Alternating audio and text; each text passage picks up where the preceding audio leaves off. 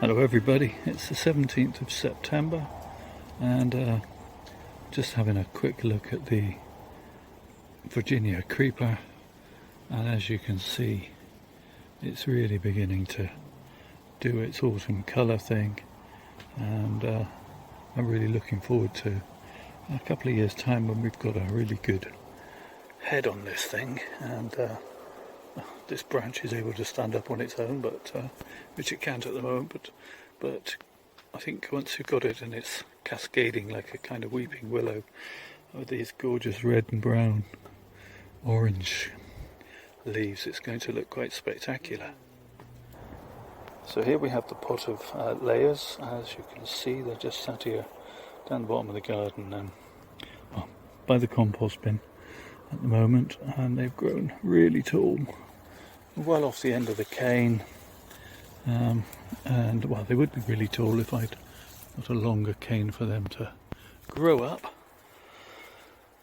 but they're really turning a gorgeous crimson. They're actually in a bit more shade here. I think that's why we're getting slightly brighter colours. So it's the 25th of September, and this one's colouring up, but still the extremities are remaining bright green. So as we look at the other one, which has been in a slightly shadier position, this one is definitely colouring up really nicely, ranging from a bright red at the base to deeper oranges as it's going up, and yeah, I think it would look really nice as a kind of weeping willow form, cascading down from a tall trunk, loads of these branches. So it'll be an interesting project for sure. It's the 14th of October, and well, the tree's wrapping it up for the year, but it's still got some of this glorious red foliage on it. They've been wrapping some of the floppy old tendrils, I guess you could call them, up with wire, so that I'm beginning to get a crown, and eventually this will get fat enough and strong enough that these branches will stand on their own and support themselves, but that's going to be a little while yet.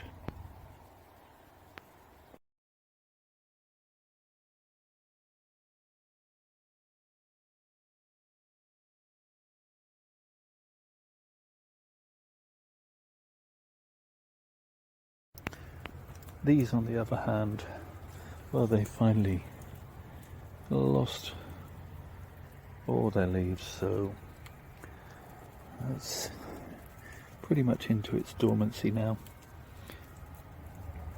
So we'll just set this to one side and it can do its thing over winter, and we'll look at doing something interesting with this in some way with a fusion project next spring. The parent plant from next door is still doing its thing. As you can see, it's a hugely vigorous plant, going up and up and up, and all over their shed and all over the fence as well. So yeah, may have to get some more pieces perhaps to weave into the fusion project as the years go by.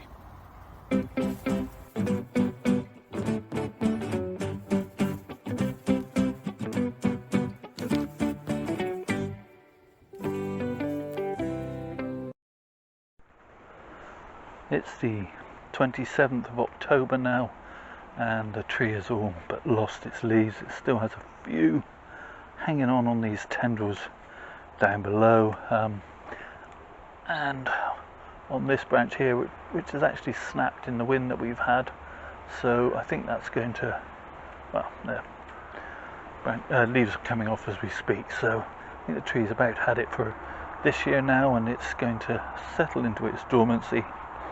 And as you can see more clearly now, I hope, the tree has been wired within an inch of its life, very poorly wired, I might add. No prizes for winning wiring, but we're beginning to get this kind of three-dimensional shape, and come spring I will trim back these branches a little just to encourage some budding up here. I'm going to lose these side pieces which have done all the thickening up they're going to do, apart from these two at the very base, which I'm going to leave to help thicken the base. I have this old pair of cutters that have seen better days, and I now use entirely for root work generally, so I'll be able to get in there with those. But I'm going to whip off some of these side shoots that are just hanging off the side of the bench, getting in the way.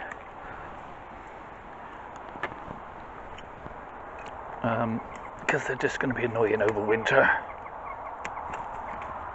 when they're not contributing. I don't want these pieces. Let's do a better job of that. I don't want these pieces. I want a bare trunk to here, and then to form the head. And as I say, they will, I'm hoping I will get like a weeping willow style from this tree, and of course then you'll get the curtain of this gorgeous red in the autumn next year. That's my thoughts. Let's give you a bit of a close-up of the poor wiring that I've done.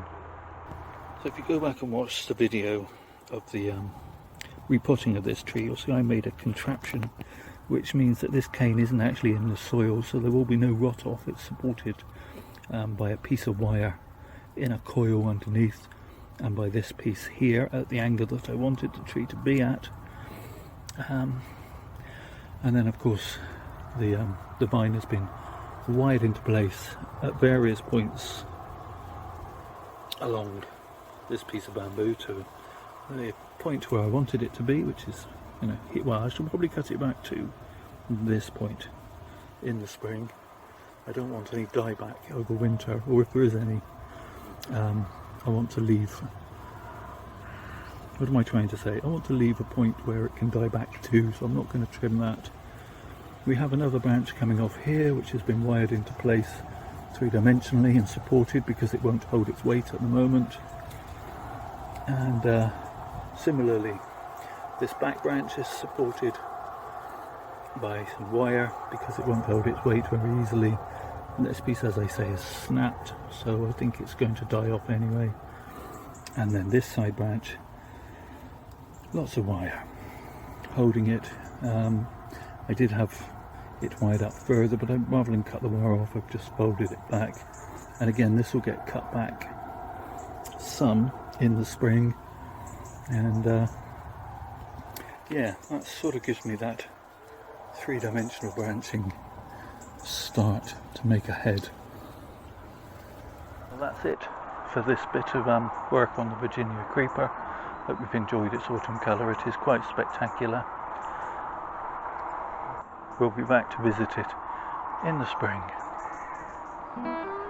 In the meantime, thank you so much for watching. Do the like, subscribe, comment thing for the YouTube, and please look after yourselves. Stay safe, everybody.